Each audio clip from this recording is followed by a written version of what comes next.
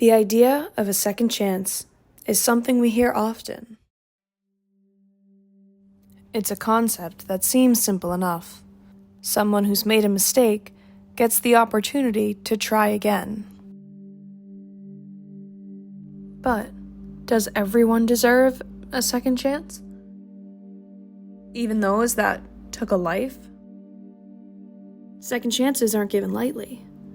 They're not about erasing the past or ignoring the consequences of what came before. But when we talk about second chances, we rarely ask one important question. What happens when somebody actually gets one? My name is Johnny Bott, and this is my second chance.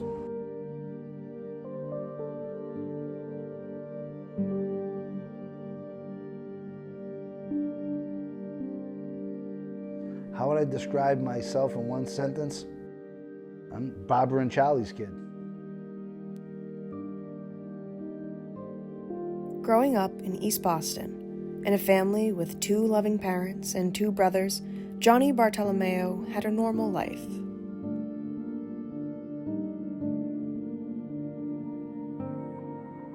His father, Charlie Bartolomeo, was a bartender in the city.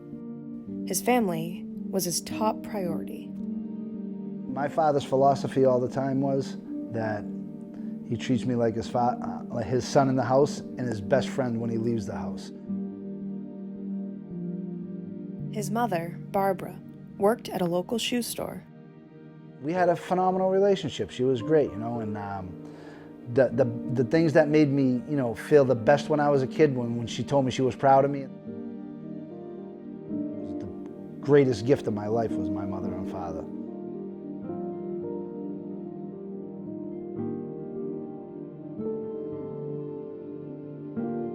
As the youngest of 3, Johnny's brothers, Charlie and Ronnie, were his idols. So my oldest brother is Charlie. I always looked up to Charlie, went to Malden Catholic High School, he was he was almost like a godlike figure to me. My middle brother was Ronnie. He was just that guy that was, what you see is what you get, so he was just, very loyal person, very hard-working person. As Johnny became a teenager, his behavior started to change. I remember one time in high school is a pivotal point too, that somebody challenged me to a fight, and I kind of backed down, backed out of it. And my father always used to tell me that, John, I ain't bad, but the bad don't fuck with me. And so I put myself into a corner saying that no matter what happens, it's just 100% go time. Throughout high school, his bad boy reputation spread throughout Boston. People started to, see me differently because I was involved, with getting in fights now. I had, got arrested one time when I had some pot that was my friend's pot. I remember at one point in time, I had a connection for getting pills, for getting Valiums. And I remember I had 30 kids and I was giving them 100 a week. And then I just go give them another 100 and get the money. And it was I found the way to make money. It was unbelievable. He started working at his uncle's club. My uncle was the head of security up in the Palace nightclub complex. Make this New Year's Eve special. Make it at the Officers Club. It was here that Johnny caught the attention of the Massachusetts Hells Angels. These are the Hells Angels, the largest outlaw motorcycle gang in the United States, with clubs all over the country: California, Massachusetts, New York, and more. Johnny joined the club when he was just 25 years old, one of the youngest members to join the Massachusetts sector. It was one of probably my first bike I ever had. For me, it was just an offshoot of, I wanted to be a gangster, right? And I wanted to be, like the baddest gangster. So I think that was a natural progression. He continued to run drugs, but all that came to a halt in 1995.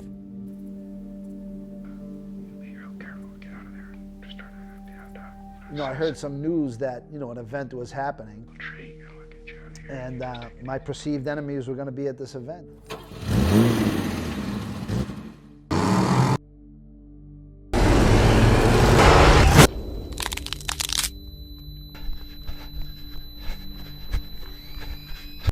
Yeah, I ran that guy over and killed him.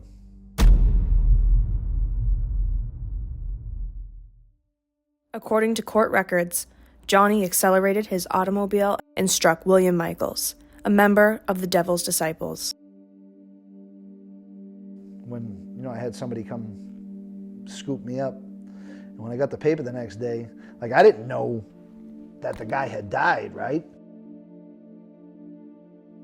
So when I got the paper the next day, it was like, it kind of got, it's kind of like somebody kicked me in the chest too, you know what I'm saying? Because I knew the dynamic of the charge had changed.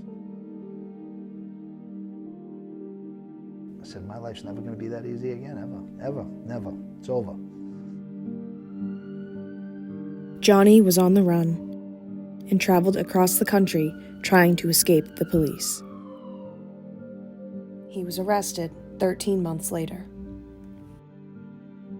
Both the state and federal governments were preparing to file cases against Johnny. Mass state authorities were preparing to charge him with murder. Started as a death penalty case. So, when they busted down our doors, I was in the back of the state trooper car telling them to go fuck themselves. I would be out by lunch. I go from being like, yeah, that shit ain't nothing. It's a fucking vehicular homicide, 5 years, whatever. I'd probably get, Then it's like, no, it was a gang-related murder. I'm gonna go to jail for life. Leading into trial, Johnny's lawyers received notice of a plea deal in collaboration with both the federal and state governments. According to the deal, Johnny would serve a 35-year sentence for extreme federal drug charges in exchange for the U.S. Attorney and Massachusetts prosecutors to drop all charges related to the July 1995 incidents. As a result of avoiding a murder charge, he was mandated to admit his crimes in front of the court. At some point in time, I got to answer to this. Johnny faced a life-altering decision: either proceed with 2 trials or accept a plea deal of 35 years in federal prison. I figured, I was going to get destroyed anyway, so, maybe I might,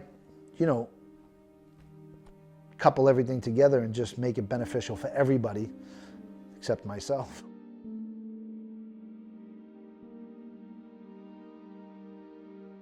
Johnny accepted the deal, pleading guilty to 12 counts of a superseding indictment charging him with possession with intent to distribute and conspiracy to distribute cocaine and methamphetamines.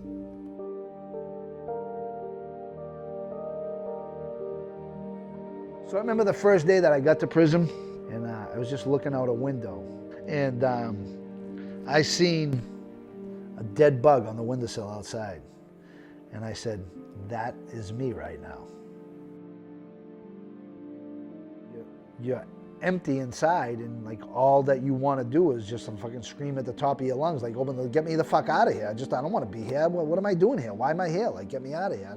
This isn't me. Listen, I'll do everything right. It's just, your mind it's constantly going that, you're incarcerated. That's it. The bottom line is you're confined. You can't see your family. You can't do anything. And it would be so easy, right? Just let me leave. Nobody would miss me.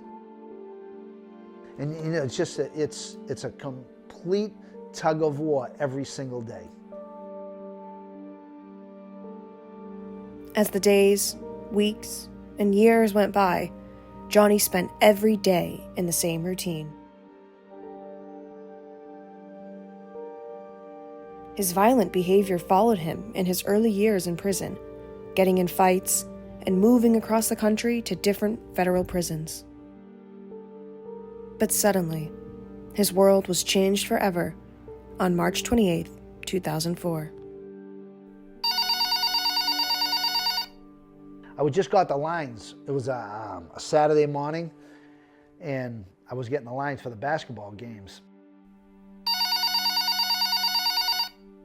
And I just called my father, and I went out to the yard, and I did like a couple laps walking, listening to my radio, and then somebody like ran out of the gate opened, they ran to me and they were like, "Hey, the case manager's looking for you." My first initial reaction was that my mother had died. I was sure of it. It was like that was the only thing that could. I just talked to my father 5 minutes ago. Johnny's older brother Ronnie had died that day. He had suffered an unexpected heart attack. He was only 39 years old. I remember getting the call and my father telling me, and I kept saying to him, "No, are you serious? Like, are you kidding? Are you serious?" He was the guy that, no matter what you need, call me anytime. He used to come to every jail to see me. It was, it's probably one of the most traumatic experiences of my life. Unable to attend any funerary arrangements, Johnny had to face his brother's death alone.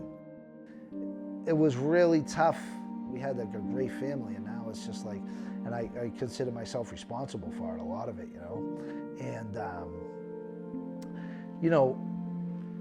I started to see and I thought to myself, how this really affected my mother. Through his grief, he had a realization. At some one point I just thought, you walked through your whole life making somebody's mother feel like that, and you never even thought about that. Confronting those feelings was tough, that I did that to somebody's mother. I did that to some, I lost my brother, and I did that to this is somebody's brother. I made somebody feel like this. This is horrible. I don't even want to live with myself for doing that to somebody. He realized he wanted to change for good. I kind of, because of my perspective had changed so much, I started to really, change my outlook on, I figured I'd never get out of prison anyway, but what I wanted my life to look like how I wanted to be, I wanted peace of mind, right? After his brother's death, Johnny began to think about how he wanted to leave prison with a new goal in life, living each day to make his mother proud. That started with taking initiative to educate himself.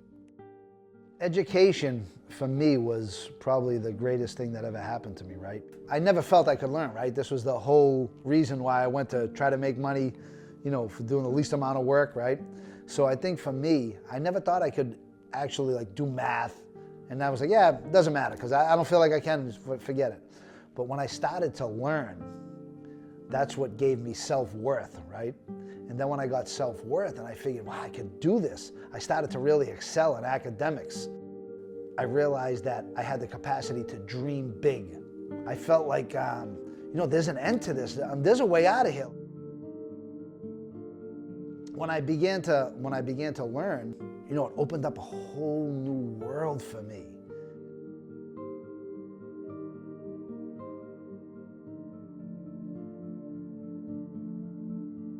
When I got my first A in algebra, I was by myself in my cell, and I cried over it.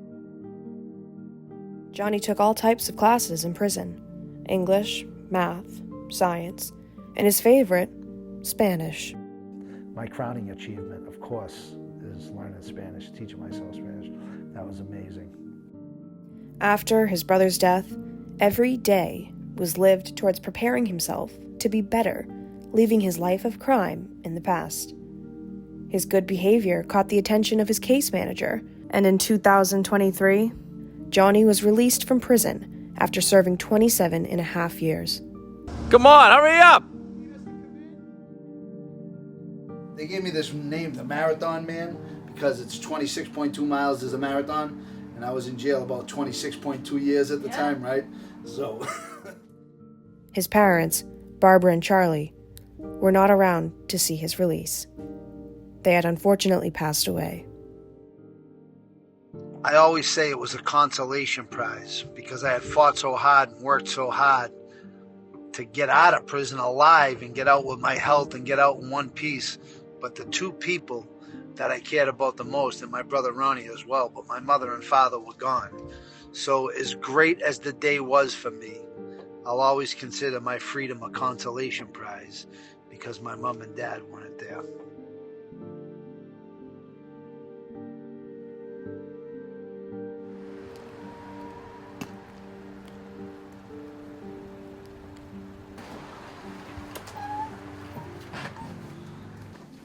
How are you doing? Doing great.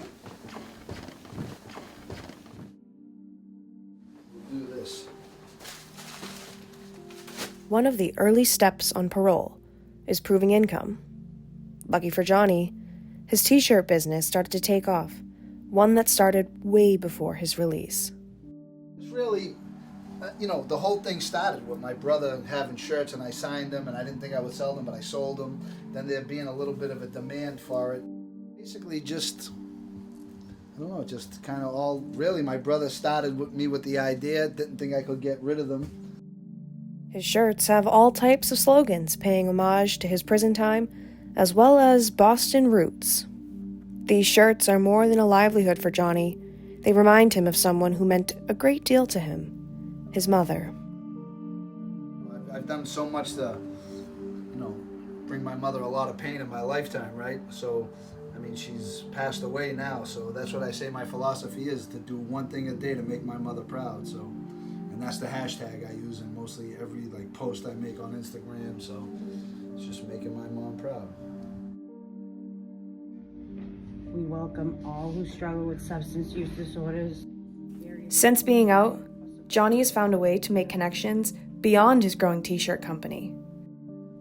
After years in prison, Johnny now speaks to others about the choices that lead us down dark paths. But, the brunt of my problem started with drugs. When I stopped using drugs, I started selling drugs. I thought I was a genius. I'm a guy that hasn't struggled with any kind of substance abuse for a long time, right? But I'm still smart enough to know that when I see people bent over and, people in the throes of addiction, that could easily be me. As I progress through the world, building friendships and relationships with people, that's what brings me fulfillment. So many people have freely given to me that I have to give back to people. You know what I'm saying? That's part of that, is paying it forward. All the time, I have to do that. Now, Johnny uses his platform to tell his story in hopes he will inspire others like him that there is light in the darkness. I dreamt about telling my story. Because you can make yourself anybody you want to, And if you work hard enough, you could do anything that you want to do. Anybody here that's struggling today, if you're having a great day, enjoy it. Go with it. If you're having a bad day, I made the most dramatic change in my life at the lowest point in my life. So that's possible. Johnny Bart's story is not one of simple redemption, but one of grappling with the consequences of a crime that took a life. I had to go what I had to go through, right? And I missed a lot of my life doing that, but I'm making up for it now. His second chance is not about erasing the pain, but about learning to live with the weight of what he's done in working toward creating something positive from the wreckage. Isn't that what a second chance is, after all?